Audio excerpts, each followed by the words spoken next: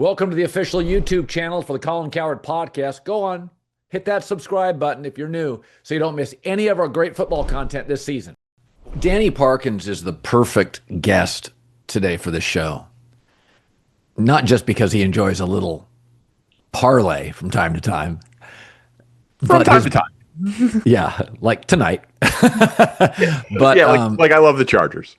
But it is it is something I think both of us feel strongly about. Is I always push back. I think the media, the mainstream media, sometimes can be really outdated and precious when it comes to gambling. Europe's far ahead of us, has been for years. And the truth is, and this is another criticism I have of the media, they tend to pander. And so I don't think because there's more gambling opportunities, it's an invitation to be an addict. I don't think more bars are going to induce you into being alcoholic. I think there are rules, there's laws. These are personal choices people make. But I do think addiction is a sad tale because many addicts are poor with no way out. Where Chauncey Billups, to me, Danny, the part of this that's just mind-boggling. Forget the fact that Chauncey Billups made over $100 million. He was always thought as a very kind of smart, I would say almost a coach while he was playing. He was an adult in the room. That he played rigged poker games knowing they were rigged. I mean, if you'd have given me 20 names of people and he was on it, I'd say, well, it's not Chauncey. That I know for sure. Of all the stuff on Rozier and Chauncey Billups and Damon Jones and the La Cosa Nostra and the poker, Chauncey played rigged poker games and knew it. To me is the, what? Does that land similarly to you? Yeah, of course. And I mean, obviously, we have to say all of these things are like alleged at this point, but they've got some pretty damning specifics here, right? So, let's just have the blanket, their allegations thing out of the way. And yes, Chauncey Billups' reputation was sparkling. And, it appears that he also is involved in the sports gambling one as that unidentified person who played from this time to this time and then was a coach from this time to this time and was an Oregon resident. Like that, we're going to talk about a lot of this, but like, if that is true, like let's just assume that the unnamed person in the sports gambling one who fits the exact description of Chauncey Billups is Chauncey Billups. I mean, that is the NBA's version of Pete Rose. Yeah. You have an NBA head coach tipping off a gambler that he's gonna sit players so that they should bet the starters. Yeah. They should bet the under like that. I mean, he's in the Hall of Fame, Colin. Like, can he get thrown out of the Hall of Fame? Yeah. Yes. Right. Like, but I like that is on the table for his basketball reputation, if that is true. Because I would imagine he would not get thrown out of the Hall of Fame for just the poker side of it. But if it's proven that Chauncey Billups, as an NBA head coach, it was proven to letting gamblers know what he was going to do with his players for the purposes of betting unders on props, he'll never be allowed around basketball ever again. And it would be a startling fall from grace for one of the guys with like a truly immaculate reputation within the game. Yeah, like there are, I can think multiple things at the same time. If he was I like when people have problems with addiction, and I don't know if this is addiction, but when people have problems with addiction, there's varying levels of it. I had somebody close to me that drank for 50 years and stone cold stop at 64 and has never touched it. And it's like, and I've heard multiple stories of that. My dad didn't have that ability. So some of it's genetic. Some people are wired to be able to stop stuff. I don't have an obsessive compulsive personality, so I don't have that. I worked once in the Pacific Northwest with somebody who had moderation issues with food and gambling and behavior. And it was scary. A person could not control everything from food intake to temper to gambling. So I don't know if that's the issue, but Chauncey certainly could seek help and could afford help. What really bothers me with Chauncey, though, is the rigged poker games because that's more sinister to me. It's one thing It's to, stealing. It's just yeah, it's theft. it is stealing. I mean, listen. So I've played in like I play cards. Nick and I have played cards together forever. Nick at this point is a much more accomplished poker player than I ever was. But I have I've lived in Chicago, Syracuse, Kansas City, and now New York. I have played in what are technically illegal poker games every place I've ever lived. Because what makes a poker game illegal is if a place takes a rake, if they take a Right. vig, right? Yeah. You go to a casino and you play poker, maybe they'll cap it at $20 a hand. It's a percentage of the pot up to a certain amount, and then it's capped. And that's how like the house makes their money. And so like if you go to a guy's house and he's got a table running and he's got a dealer and you drink for free and maybe order pizzas for the room or whatever the case may be, like how do they pay for that? How does the guy make his money? They take they take a vig out of the game, right? A rake is what it's called in poker. And that's like technically illegal, but it's not a big deal. Like it's not, Right. it's just everybody does it for forever. But and when you go to any game that isn't in a casino, you of course have like you are some fear of like, is the game on the up and up? Do the players know each other? Is the dealer in on it? Like that is like a thing that you take on some level of risk, which is why it's like quote unquote safer to go play in Vegas, to go play in Atlantic City, to go play in, the casinos in Chicago or wherever.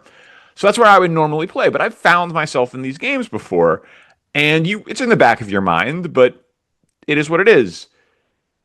But if the allegations about Chauncey Billups that the dealer was in on it, the other Yeah. players were in on it, and he was as the letter of the law. What the FBI guy was alleging is that he was what they called the face card. Yeah. Play in a game with Chauncey Billups, which is what would get big fish with money. Yeah. Oh my God, I've got money. I can play $10,000 buy-in poker games with an NBA with a Hall of Famer, and I get to meet him and take pictures or whatever. And then if Chauncey Billups also knew, which is what they're alleging, Yeah. I mean he's a common criminal. Like Yeah. it is the same thing of going into someone's house and robbing them of their jewelry. You know what I mean? It is theft. There's no Yeah. other way to describe it.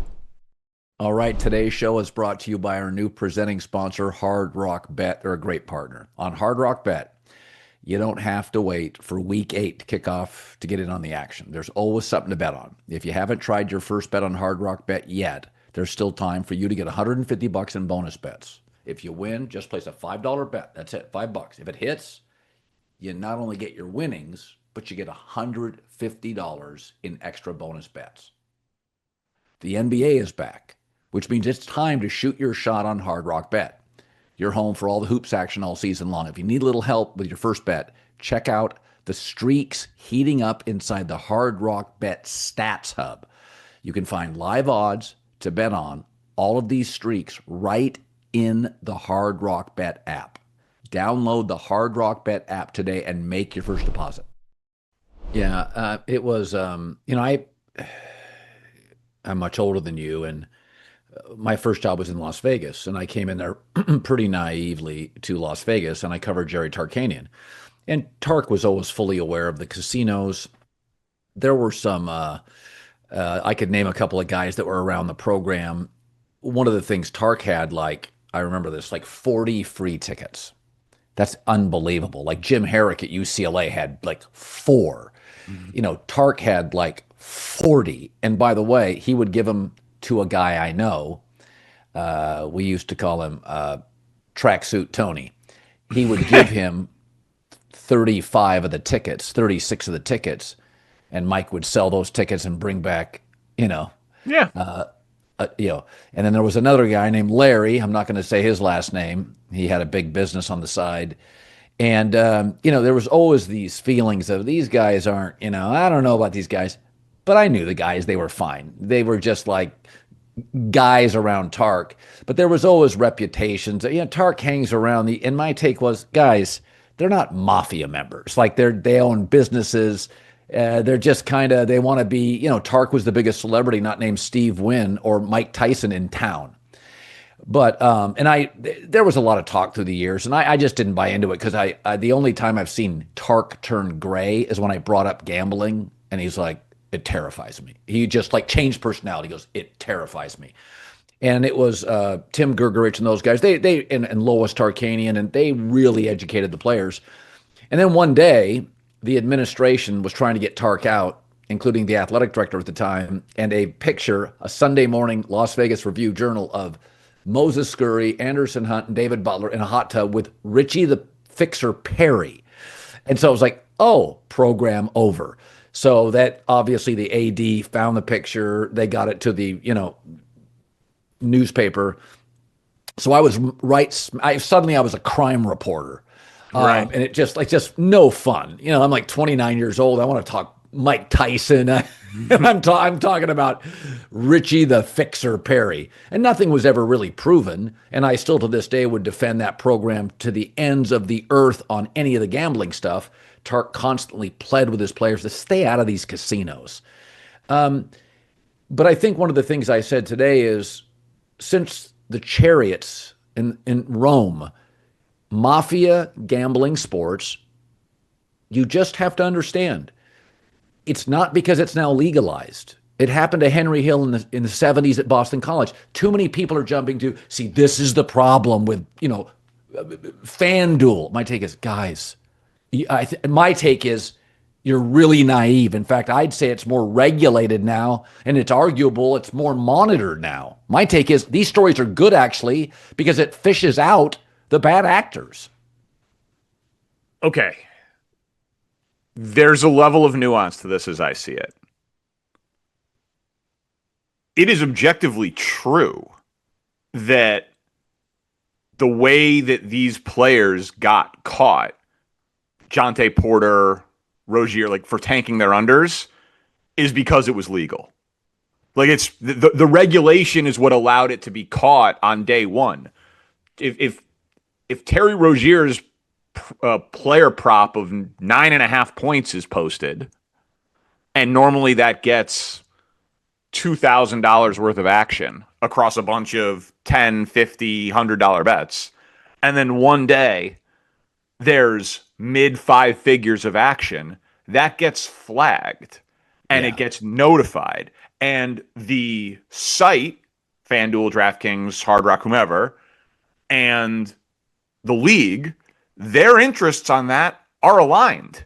Yes. Because, like, the NBA wants the integrity of the game, and the gambling company doesn't want to lose money. Right? Well, in Vegas, the margins for sports betting in Vegas in 2025 are thin. Right, exactly. So like they are catching that quicker and more accurately, literally the day it happens, in all of these cases that have come up because of the regulation. So like the idea that it is like happening more because of it, they're going to also catch it. I will say though that like it is easier to gamble because it is legal. It is easier to have a phone, have access to a debit card.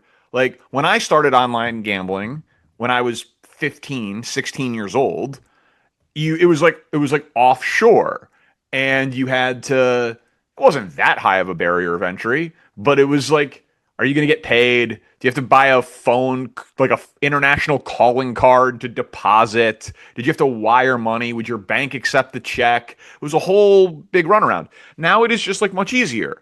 And there have been studies done on Twitter, Instagram, all these apps on our phone that they are programmed like slot machines to get you to keep checking the pings and the notifications and the lights to get you to keep logging back on. Well, it's just like Silicon Valley's algorithms. They want you on the phone. Well, so that's what I'm saying. So I do think that it would also equally be naive to dismiss the barrier of entry to gambling being easier than ever before, pretending like that does not have a causal link to an increased amount of problematic gambling behavior, primarily in young men, right? Like I do think that those numbers are going up and will stay up, but it ain't going away. Yeah. Right? Like prohibition doesn't work. To your point, it doesn't work with alcohol. It doesn't work with weed. It doesn't work with gambling. It doesn't work. It doesn't work with sex. It doesn't work with anything. Never So has. and never has. So, I've read really smart columnists on this story, and a lot of the conclusions are similar, and it is, like the leagues got in bed with the gambling companies. That comes with a cost. Was it worth it? And the leagues are all universally going to say yes.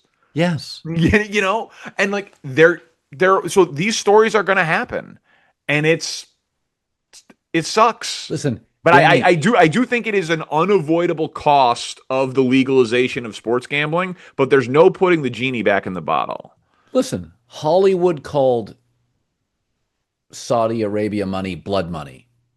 It's a complicated world. Now Hollywood's taking Saudi money, right? Yeah. So Yeah. when I hear people say, "Well, live," oh, stop. There's a real truth out here.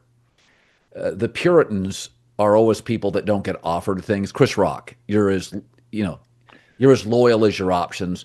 Yeah. The internet trolls, the anonymous people, they're always the most unified in their pristine views of the world. And the truth is, if you're offered stuff, people eventually take it, they justify it. Saudi money was viewed one way, and then now it's not. And the reality is, everybody, networks, Hollywood, leagues, everybody accepts it. And I look at sports gambling again. I There's a little bit of a link with alcohol where I think, listen, leagues, for instance, stadiums cut off alcohol sales in like the seventh inning. Like we're serving it, but we're stopping at the seventh. Bars, tell people enough. My concern is, I think the prop bets on your phone are dangerous. But if you ban that, well, then it goes to the unregulated market, and Correct. that's worse. So to Correct. me, I would just rather have all this crap monitored. I want all gambling monitored closely, and then like one of the I think problems there's a cops. Yeah, Yeah, sorry. No, sorry. I think the prop bet thing is an interesting, like, I do think I wonder if there's an interesting thought though to, like, if it's a, like, what the level of player is that should have a two-way prop market offered. Like, should I be able to bet the under on the eighth guy on the NBA team and his prop is like 6.5 points? Like, I don't know. Like, maybe they shouldn't be two-way markets, and that's that's bad. interesting. That's bad for me as the gambler, because, Yeah, like, normally you get way worse odds if they are just one-way market, because people like playing overs, so those things get, like, inflated. Like, the sharp money is often to bet unders because people like betting overs, right?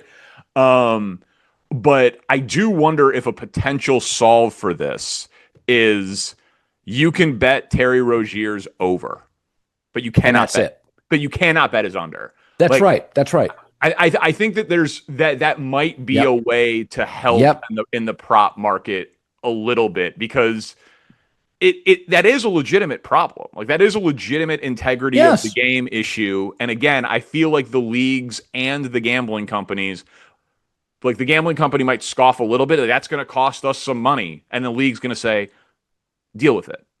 Like, you Right. want to be partners with the NBA, the NFL, Major League Baseball, be our official gambling partner. Like, you've got to take that 1%. Like, people aren't going to they're not going to stop gambling. They're just going to gamble on Right. something different. So I've been thinking about it a lot. I feel like maybe that's a potential solve. Listen, It's just no more our two-way markets on player props. yeah, our brains work similarly, because I thought about this interview I was doing with you tonight, and I was thinking about prop bets, and I'm like, well, I don't want it to go to the unregulated market. That's nonsense. You can't. I mean, you just don't have the same radar. But I do, my mind went to the same thing, is just no underbets, because then it can be manipulated by, the whole thing. Like Tim Donaghy always said, I wasn't trying to change outcomes. I just called more fouls to get the over, Right. right? Like, and I've always been more concerned with officials. In fact, Danny, through the years, I got into this discussion today with a guy at the gym who was a huge fan of yours, by the way, and thanked me for hiring you. And I said, well, Oh, he's talented. Don't give me too much credit for that. But smart guy. yeah, The guy at the gym. guy at the gym, right. Yeah. Hey, it's Colin. Last Major League Baseball postseason, you might have noticed a new logo on the batting helmets. That red ostrich on the word Strauss. You see it behind me? They made history as the first brand ever on a Major League Baseball helmet. Check them out. Strauss has been family owned and run since 1948, and they've built one of the most trusted names in workwear. The pants are designed like tools you can wear, made with materials up to 5 times stronger than standard cotton. Pockets that keep everything where you need it, and comfort that holds up all day long. Their boots, amazing, built tough, built to last, and built to actually look good while they last. Strauss isn't just workwear, it's gear engineered to perform for you. From grit to glory. Gear up now at Strauss.com, Strauss.com, Strauss.com. You'll see it all baseball postseason. What I've always thought, the easiest thing to change an outcome is basketball, especially college basketball, where there's 350 Division I programs. Many of the games aren't on TV. It's very easy. I mean, I could go, when I was playing basketball every day, high school, college, if you told me miss the free throw long, and I certainly wasn't a great player, I could absolutely do it. I mean, it's just not, they went back and looked at the 1970s Boston College videotapes. They went back, the FBI went and looked. Danny, they could not find a moment. They looked, they said, we're not really sure where it happened. And Henry Hill, there was prison time beyond indictment. There was time served. They couldn't find the actual plays. So I think basketball is uniquely placed in a spot where, first of all, there's a brotherhood in football. There's a physicality to it. I mean, if you get called out on Monday's meeting for missing a block, I mean, players fear that. That is the situation. In baseball, I guess you probably could swing at a bad pitch. But boy, in basketball, Danny, missing an 18-footer, these guys are so good. I think it's probably happened more than we think. Good God, go back to the Jordan finals. There was a gambling stigma. There's Donaghy. There's this. I think basketball is uniquely vulnerable to this. I think for team sports, I agree with you. What about if you're a great tennis player, or you're even just like, I'm better than my opponent, and I'm supposed to beat him in straight sets, so the over-under for sets is 3.5, but you're like, I'm going to hit a few into the net, and I'll just beat him in 4. And I'll bet the over on sets in this match. Danny, there's been stories that tennis has been the most rigged sport of all the sports. Well, right. That's what I'm saying. Like, I think like what you're saying about team sports, basketball is probably the easiest to disguise. I agree with you. But the easiest ones are the individual sports, because no one else, you don't even have the guilt of letting someone else down. You just have to live with yourself. Like tennis, golf, obviously boxing. Like, you know what I mean? Like the individual sports are the ones that it's probably the easiest to manipulate outcomes, even if you don't change the outcome of who wins or loses. But just like I said, over unders, props, this match. I'm a golfer. I've made the cut because I shot a 66 on Thursday. But I'm not going to win the tournament because it's going to finish at 25 under. So I'll shoot a 71 on Friday. No big deal. Think about baseball. It's so damn hard to hit a ball to begin with. It's hard to rig a sport. Hey, listen, I'm only going to get a hit tonight. Shit, you may go 0 for the series. Yeah, right. Absolutely. But the thought, though, was that now in pro sports, there's so much damn money that how could it really be worth it? And uh, Porter, Jonte Porter, and his brother Michael Porter, they got to stop talking because like one of them's like, you could have a bad game, but like you could tell your boys you're going to have a bad game, and you could hook it up, and everybody can make 10 grand. It's like, shut up, like what are you doing? Like, but that's, I think that's part of it too, is that some of these guys are like literally trying to like put their friends on and like, yeah, go make 10 grand. I'll have a bad night. My contract is guaranteed. And so it's just the ripple effects of it. And so it's going to keep happening. It has happened before. It is going to keep happening. And I will say too, this is bad, and it's weird that it's Chauncey Billups. Have you yet had your mind go to the place of like, wow, this could have been a lot worse? Because Listen. like, Think about this. If it could happen to Chauncey Billups, isn't it fairly remarkable that he was coaching a bad team that wasn't trying to win anyway? Like, if it happened, like Chauncey Billups could have been the coach of the Knicks. Well, I think, don't you think at some level, when you have a bad team, you validate it by saying, hey, I'm going to empty the bench anyway. I'm going to do it. I'm just going to give one guy a heads up. I can see where this is not the Western Conference Finals where there are bonuses on the line. The world's watching. It's, hey, I was going to rest 3 starters. I'll just rest 6. I can see somebody talking themselves into it. I listen, I guess I could too, but if you can talk yourself into that and it works, and then your team gets good and you started doing it, like where does it stop? Where does it stop? And why did he need to do it? And like we're gonna learn so much more about all of this. The other thing that I've heard players say, and I've talked to a couple about it, but enough of them have said it publicly that I don't need to present it like it's like any sort of proprietary thought, is the amount of like harassment that the players are now getting from people in their fans. DMs, people in their mentions, whatever, because like you blew my parlay. Yeah. That there's no solve to it. Like there's no I can't think of other than like I hope humans just start behaving better. But like that, I understand why players who aren't caught up in this hate gambling, because they just got to be like, God damn it. Like, it was one thing if I was getting yelled at for like your fantasy team. Now it's like a college kid who's in a fraternity at Alabama is DMing the quarterback because he blew his $20 parlay. Like, that's just got to be, it's got to be every game for every player constantly. And so, like, again, no solve, but just like the unintended consequences of the reality of everybody having access to everybody's pocket because everybody has a phone and everybody's online and now everyone's gambling. Like, I'm not going to sit here and pretend like it's good, but it is just reality. You know, it's funny too. The NBA, more than any league, is a culture league.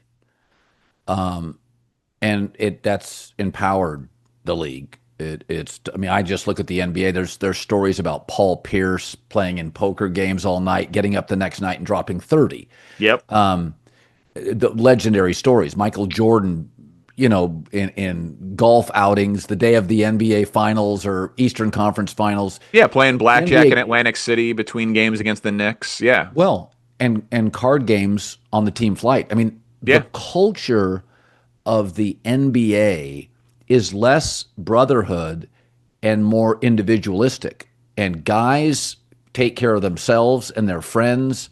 It's different. It is, the NFL's really about, I think in the NFL, because everybody's playing hurt every week, and so there is sort of this understanding that we're all sacrificing in this. I mean, Mahomes' career is basically hinges on people blocking for him. Basketball is, you get yours, bro. Go get 25 tonight. And the great ones, the all-time great ones, Danny, as you know, they can get 35 a night. Luka could score 40 every night. LeBron could have scored 45 virtually every night. There's no guarantee that Mahomes could go 45 of 48. It's just a different sport. There's no guarantee that Mookie Betts could hit 300 for a season. He couldn't hit until September. So the great basketball players, there's always been sort of an independent cultural nature to it. And I think part of gambling in football or baseball, you'd be letting your teammates down. And in basketball, I think there's a sense of like, bro, I am the team. I I I mean, am the I don't know, it feels like to me you just get it more in hoops. Innovation is what gets your business to the big leagues. And Wasabi is designed to give every business a shot at competition. So break free from skyrocketing storage costs, unpredictable egress fees from old and top heavy legacy providers, the big guys. Wasabi is the world's hottest cloud storage company and the go to provider for professional and collegiate sports teams and leagues around the world. And here's why: innovation. From Wasabi's AI enabled intelligent media storage, Wasabi Air, to the industry's only cloud storage service with triple protection against cyber criminals, data deletion, and ransomware. Wasabi has taken the lead in big league data storage. Remember, Wasabi is up to 80% less than the other guys and doesn't charge a cent for businesses to access their own data. Wasabi is another championship story. Check them out free at wasabi.com. Wasabi Hot Cloud Storage, proud partner of the Volume Podcast Network. more. I think more. I think more is probably but I mean, again, it's an addiction. It can get anybody. Right. Pete Rose in baseball, the Black Sox in baseball. Like, could a cornerback who knows he's going to be assigned to guard, to shadow AJ Brown, tell his boys to bet the over on AJ Brown and just bite on every double move? Like, you know what I mean? Like, you'd let your team down, you'd get crushed in the team meeting. But I'm just saying, like, if you are a gambling addict, in terrible debt, or just have really bad judgment, and you are a professional athlete, you can probably figure out a way to manipulate an outcome. Not guarantee an outcome. Like, I don't think a cornerback of an NFL team can guarantee an outcome of a game, but you could give edge. And like, that's all of these professional gamblers are looking for. They're looking for edge. Like, sure, things are great, but they're looking for edge. So I think every sport is vulnerable to it. So this is interesting. Brian Windhorst said this on the Rich Eisen show. He said, I just want to point something out. The sports books caught the irregular betting on Terry Rozier the day it happened. That's what I'm saying. And guess what? The NBA, Rozier didn't play the rest of the season and he faked the injury. So it wasn't because of the injury. The NBA pulled him because they knew it. Oh, that's interesting.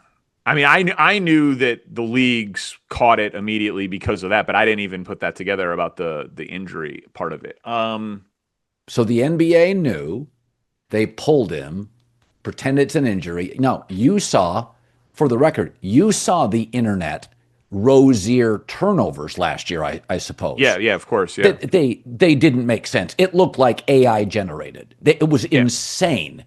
I remember seeing them and thinking, he's troubled. I thought it was it was a psychotic episode. Yeah, I thought there was just something wrong with him. So what Windhorst is saying is, no, they knew something was up and they pulled him. Yeah, that's interesting. I mean, listen, bad day for the league. Bad day for the league, and I read Dan Wolken's column, and he was talking about like the erosion of public trust. Like, are people gonna keep watching and keep believing that what they're seeing is on the up and up? And like, eventually there could be a tipping point with this sort of thing.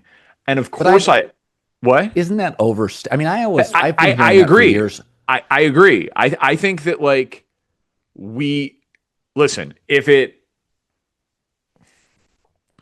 a Super Bowl ended up being exposed as being fixed, like, would the NFL ratings be down the next year? Probably. Probably like that. I don't. But they wouldn't go to like Monday Night Raw. You know, like it's not like I really think that we are so we're talking addiction. Like we are so addicted as a culture to live sports that they operate as if they are bulletproof because they probably are. Like that's the some people would turn on it permanently. I mean, listen, there's a subsection of people, some of whom are in the media that legitimately believe that the NFL has rigged the Kansas City Chiefs to become a dynasty. Yeah, Like, no, I like know. you know, like the internet is just like people have been red pilled, and they have people go down.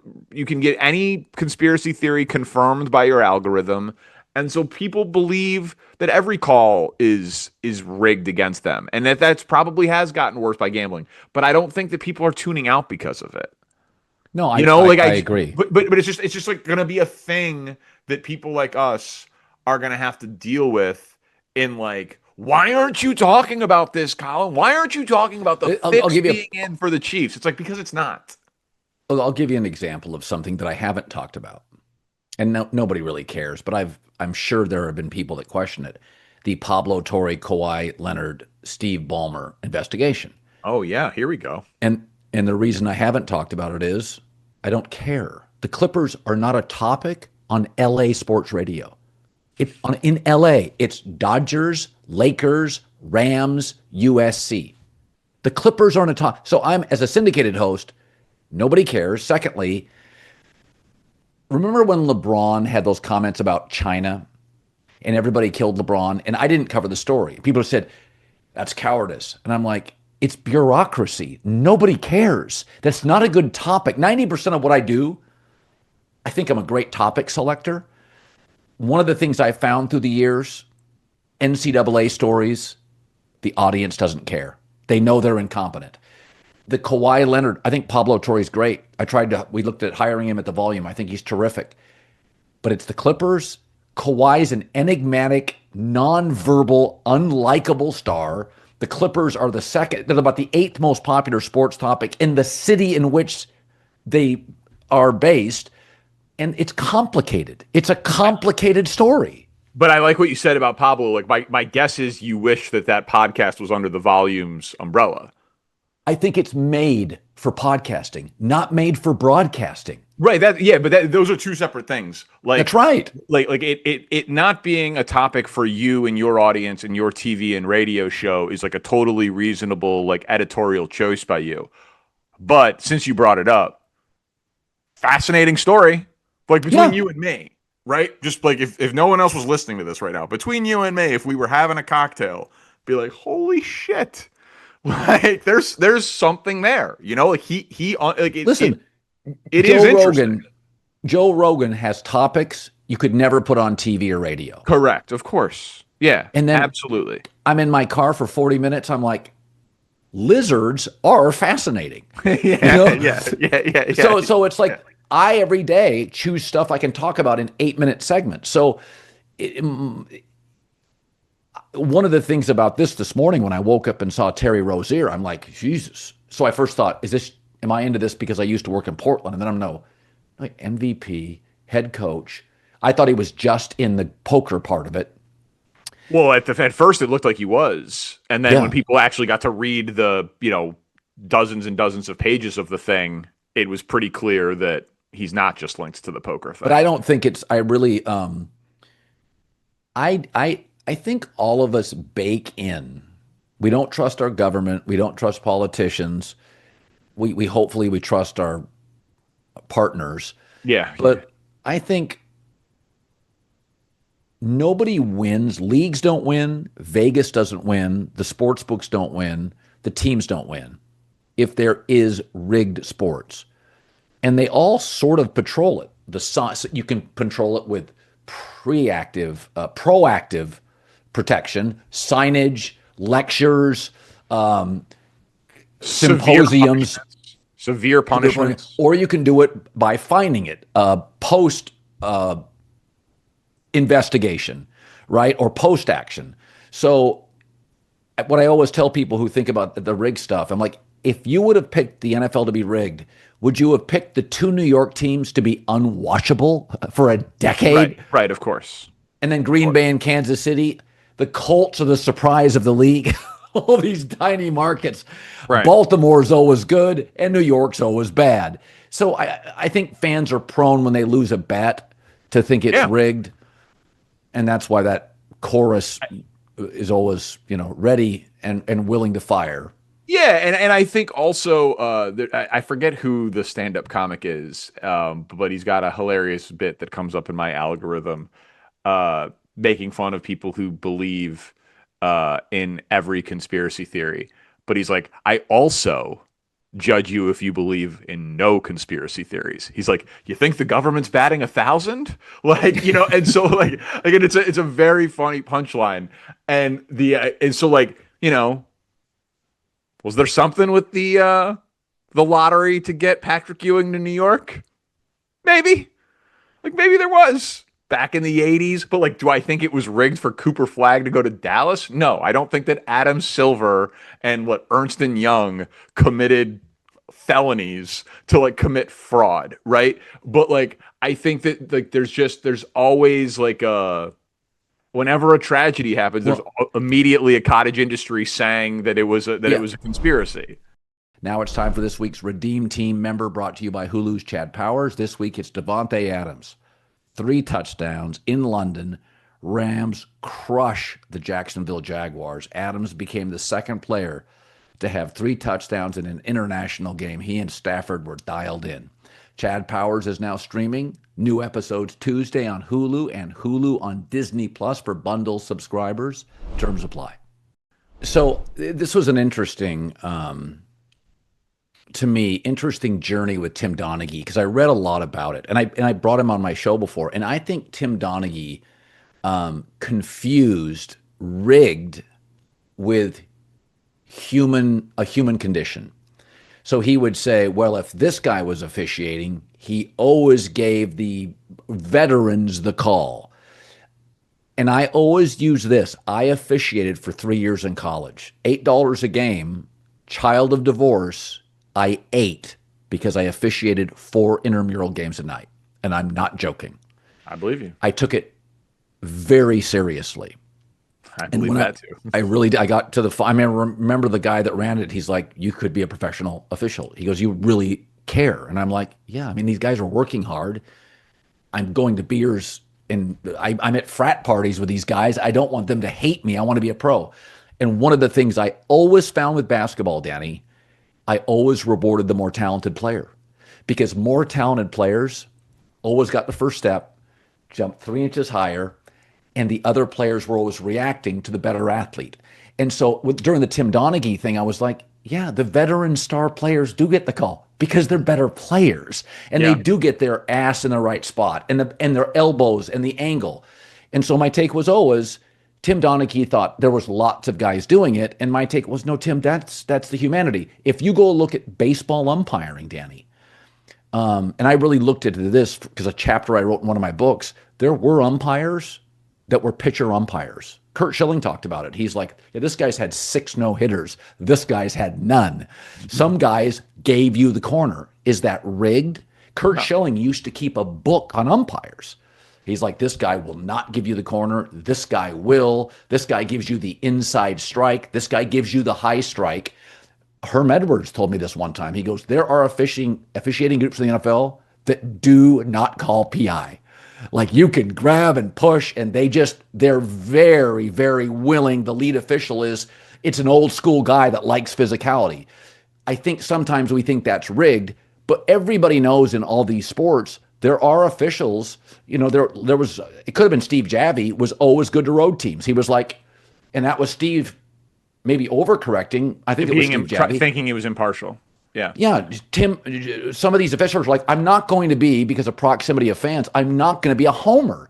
That's not rigged. That's just the human condition. That's just who we are. But I can imagine someone listening to this entire podcast and us 15 minutes ago saying that we've probably seen more fixed sporting events than we know of. Yeah. And now saying, but that doesn't mean that things are rigged. And that's why when people see an injury that doesn't look serious or a weird outcome or a bad turnover or a dropped pass or a horrible call, your mind goes to it. And it's not rational, but it's like, well, if it happened with Donaghy and it happened with Pete Rose and now it happened with Chauncey Billups and it happened with Porter and it happened with Rozier and it happened with A, B, C, and D college program, it's like, well, if I have 15 examples of it happening, maybe I'm spotting the 16th. Like maybe I'm on the wrong side of it. And so like, that's why this is fascinating and why it's confusing and why I think it's a problem where there can be improvements, but I don't think it's a solve. Like I think this is a problem without a solution because gambling is not going away. Legalized gambling is not going away. In fact, it's going the other way, right? We still don't have, it's not federally legal. Like there are people, like I cannot bet in New York State on a legal app. I cannot bet awards, MVP, Coach of the Year, Rookie of the Year, whatever. Now, I have ways to get bets down, right? I can text a buddy in Illinois who will place the bet for me, and then I'll Venmo him the money or whatever, right? I have the ways to get it down personally. But there are people who live in a state where they cannot gamble, and they will drive Sunday morning across state lines to place their bets. Like, people will find a way. That line in Jurassic Park, like, nature will find a way. Like when I was in Kansas City, when we did First Things First before Chiefs Eagles, was meeting with a buddy I used to do radio with. It's legal in Kansas and just becoming legal in Missouri, but it hadn't come online yet. And he was like, every Sunday morning, my wife knows, 9 a.m., I go, I get Starbucks, I bring it home for her, and then I drive 25 minutes across state line, pull off, and there's 15 cars at the same exit across state line. And it's people placing their bets in the parking lot because they're crossing the state lines.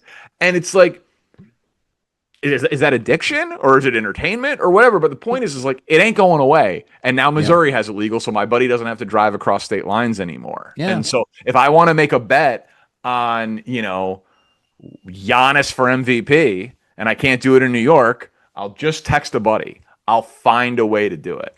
Well, I own 2 wine stores in Connecticut, Maximum Beverage, and for a long time, I mean, there's certain send me some Pinot Noirs, send me some Malbecs. Send me some blends. Maximum Beverage, folks. We got the best. Okay. Single barrel bourbons, everything. Great. So, when I was introduced to this business, it's the wild, wild west. I mean, it's what you can do in New York, Massachusetts, and we found out very quickly that, if Connecticut had stores closed on Sunday, well, people in Connecticut would, let's just take a 45-minute drive to the Mass border. People are going to find a way. Listen, I grew up in Washington State.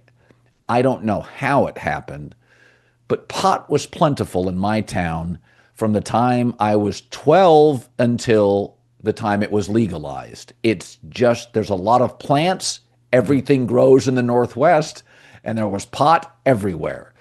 And so you can, like we said, prohibition doesn't work. People are going to bet, have sex, drink, and gamble. I love all of those things. But for the record, so I had to scrap my lead today. Literally, with 20 minutes to go, I scrapped my lead. I thought I was getting Kosh Patel on the show. Oh, wow. What happened last? That would have been I thought I was. Yeah. Wow. I hope everybody realizes that in 30 minutes against the best front line in the league, Wemby did wilt. 40 points. No turnovers. Oh, hell yeah. Let's talk about it. Okay, time out. What is he, 22? Yeah. Okay, 40 points, 30 minutes, 3 blocks, no turnovers, 15 rebounds. Lost in all of this. That's one of the top 5 lines in league history. 30 minutes and 40 points. He shot 70% from the floor, and Dallas has the best front line in the league. Yeah, it broke my basketball brain Like I feel like, listen, I have loved him ever since I've seen him as a prospect. Everyone Yeah. has. I've talked about him in like pretty like lofty terms because of Yeah. what he can be, but the maturity of the offensive game that he showed last night. I put together like a list of superlatives today on First Things First that I ran past Nick in the segment that we do together on Thursdays, and I was like which of these do you think at the end of his career we're going to be able to cross out the names of the guys who currently have the records and it's going to be him? So like three guys have the record for most Defensive Player of the Year awards with four. Oh, he'll Count. win 12. That's what I'm saying. But it's like Ben Wallace, Rudy Gobert. They have four. Like I would lay minus 500 that he gets more than four. I mean, obviously the game minimum threshold is like the only impediment to that, but like he's 22. He's gonna. I agree. 12 is on the board. Only player ever to win the scoring title and Defensive Player of the Year. Michael Jordan did it once. Feels like Wembanyama could be the second. You know what I thought about watching him last night? What's that?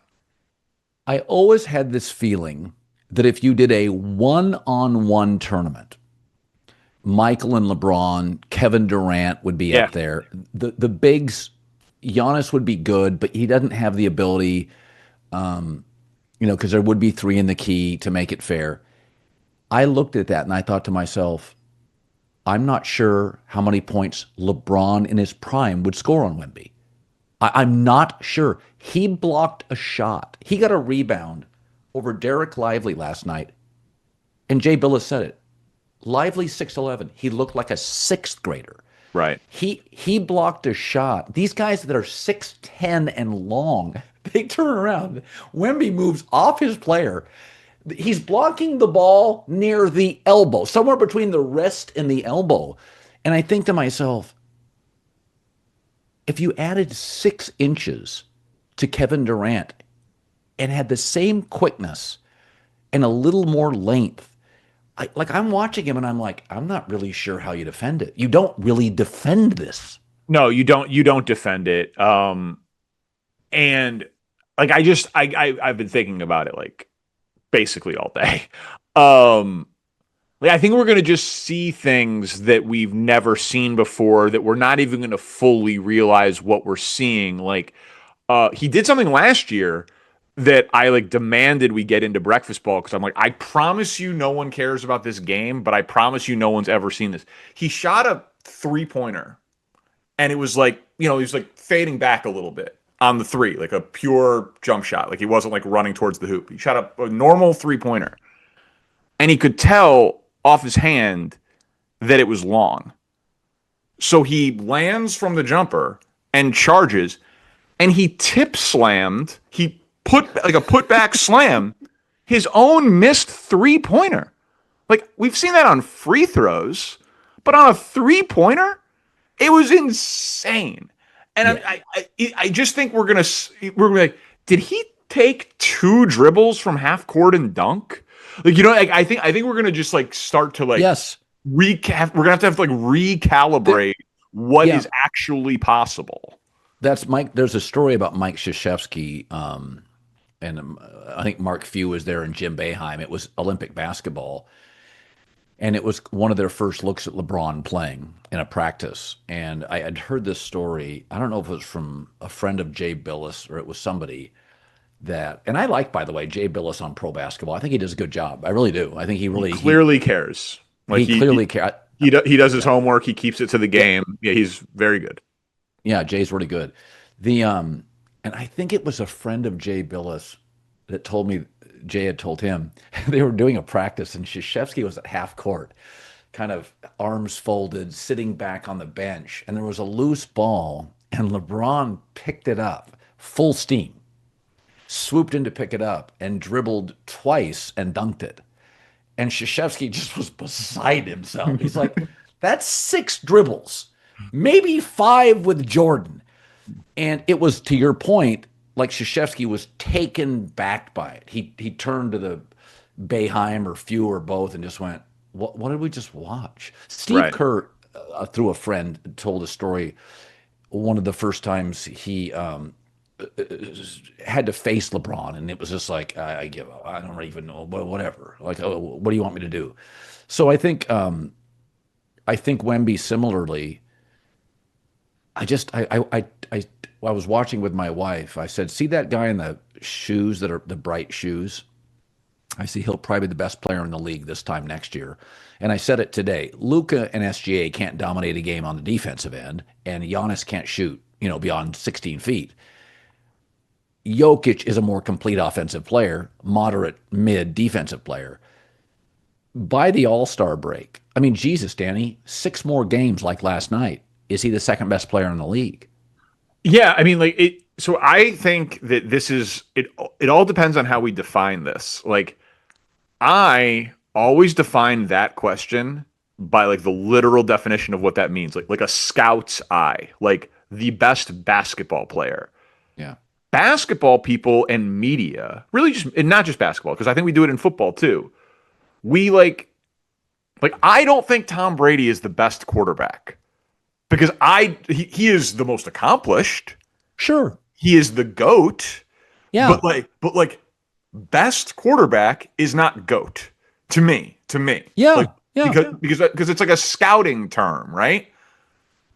The guy last night's the best player. Wemby is Wemby is the best player because I obviously agree with you. Jokic is a better offensive player, right? He's better More pass. polished. Yeah, sure. I agree. But like, how much better is he offensively? 10%? 15%? Is he 20% better offensively? Wemby is 100% better defensively than Jokic. So, like, you know what I mean? Like the gap between, like, Nick was saying today that Anthony Davis would have been like the number 1 pick in the draft to like guard Wemby. I would say it would be Giannis, younger, stronger, more like stronger basically than Anthony Davis. But like they're 2 of the top 3 or 4 guys that you would choose to try to guard Wemby.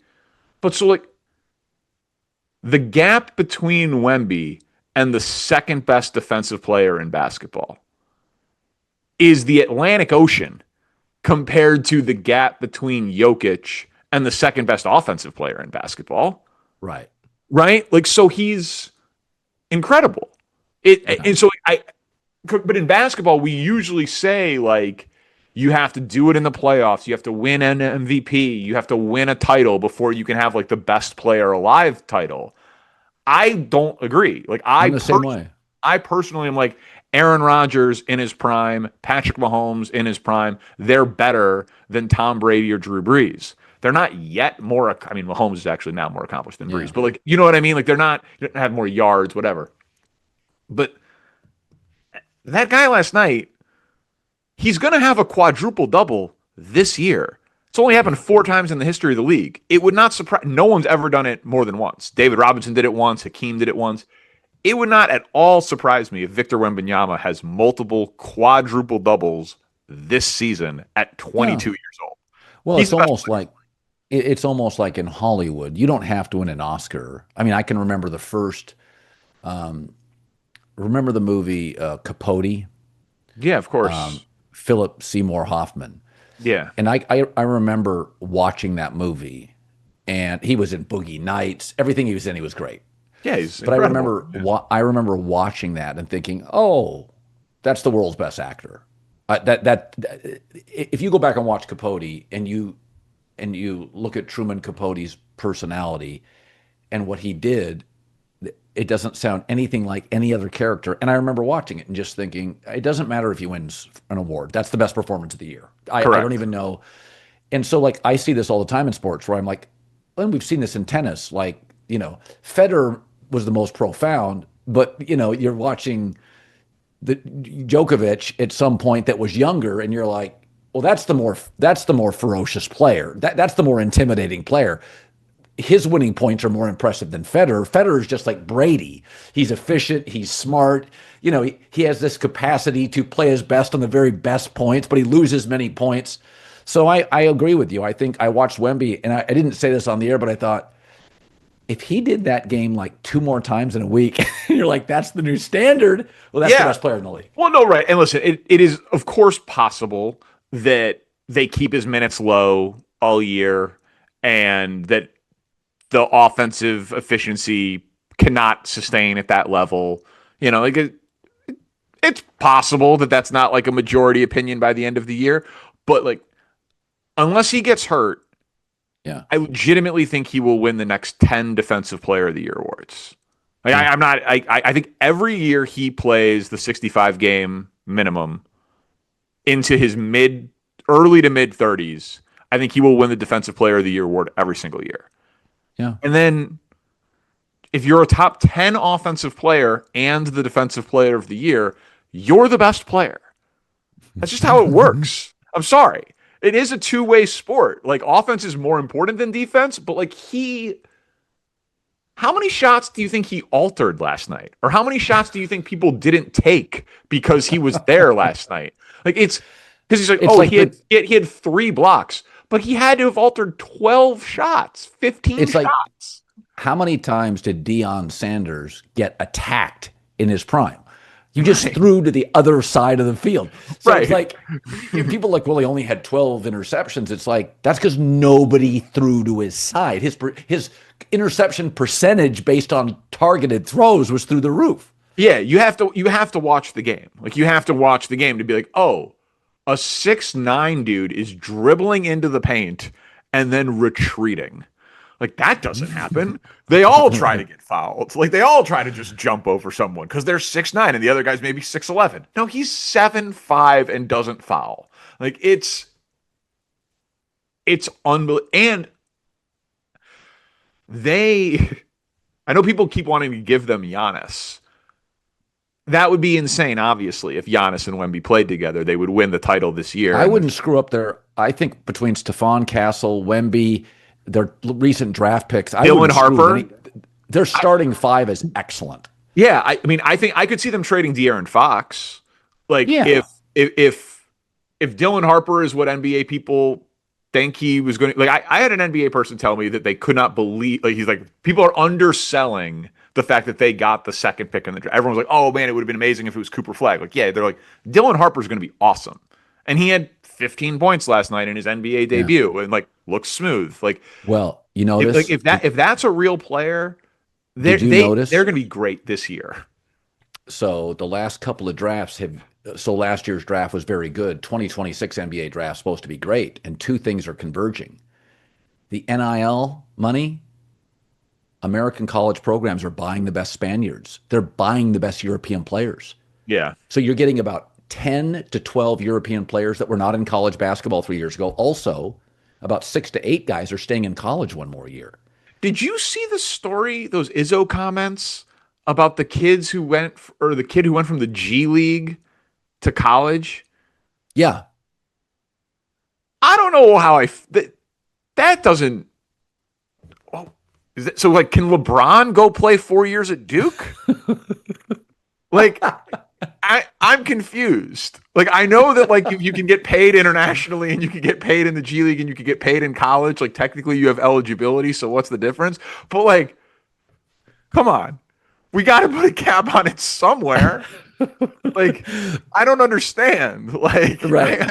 I was like, Izzo's comments like, oh, that's kind of an old man yells at clouds thing. I was like, no, like, I haven't been following the story very closely, but like, I think I'm with him. Like, we can't call it college basketball if you can go play. And I get it for international players. Like, if you took money from a under 18 team in Lithuania and then you want to go play at Kansas, like, I got no problem with that. But like, if you're 24 years old and you've been in the G League for 3 years, you can just go play college basketball? I don't know if I like that. Yeah. That doesn't seem right. No. I mean, that's the NIL's got all these like exits on it that are very, people are always yelling. I talked about this today with James Franklin and Billy Napier. Everybody's like, these kids make a bunch of money. And I'm like, the coaches make 11 million now. You got to beat good teams. Like, the whole world's changed. I used to think it was ridiculous to fire a college coach midseason. Now I'm like, well, he made 12 million and he was bad against top 20 teams. It's time to fire him. Yeah, and I have no problem with college athletes getting paid. Obviously, I'm just like, Like this is it has gotten complicated. Like because yeah, there of course there will be kids that like go play college basketball and make a few $1,000,000 and stay in college because that's going to be the height of your earning, and that's great, and that's how it should be. But I don't know that I love pro basketball, still have eligibility. Like they got to figure that part of it out. But Wembanyama now is like they're going to be the most popular league pass team ever. Like I can't imagine missing these guys' games. Like I'm going to put them on, even if it's just the second screen, just to like keep an eye on it to see if he like dunks from half court. Like it is insane what that guy can do. Here's a weird thing that popped into my head. The ability to go from the G League to college. Like it's a line you're not comfortable crossing. It's almost like if you go on a ski vacation with 4 couples and everybody decides to put on bathing suits and go in the hot tub. And you're mostly naked sitting next to all your wives' friends. And then one guy just starts making out with one of the other wives. You're like, whoa, that doesn't feel right to me. I know we're naked and we're in water and we have champagne, but that's a bridge too far for me. That's what you're saying, basically. Oh, that's a very specific example. That if you want to unpack that a little bit more, I know you probably have some houses with hot tubs that overlook the mountains. So I don't know what situations. That sounds lovely. It sounds like, let your freak flag fly. But yeah, when I read those, like my buddy said it to me. He's like, "What do you think about G League players playing in college?" I'm like, "They're Doesn't not feel allowed." right. I'm like, "They're not allowed to." And he sent me the news article. He's like, "What are you talking about?" Izzo went insane over it, and I've like read the article. I'm like, I need to catch up on this because I'm 100% with Izzo. Like it just doesn't. Even though you could make more money in college than you can in the G League, and like maybe there should be a loophole for international, or maybe Doesn't feel right. There should be like an age minimum and maximum. Like they got to figure something out. You should not be able to be coached by an NBA organization and then go play for the Missouri Tigers. I don't like it. And you shouldn't make out with your friend's wife just because you're half naked in a hot tub with a glass of champagne in Vail. Everybody know in Vail now. Not specific. It's as if it happened. Yeah.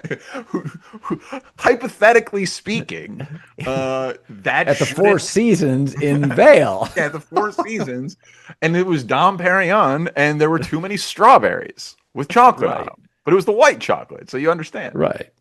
Oh, God. Well, that was fun. That was fun. That hour flew by.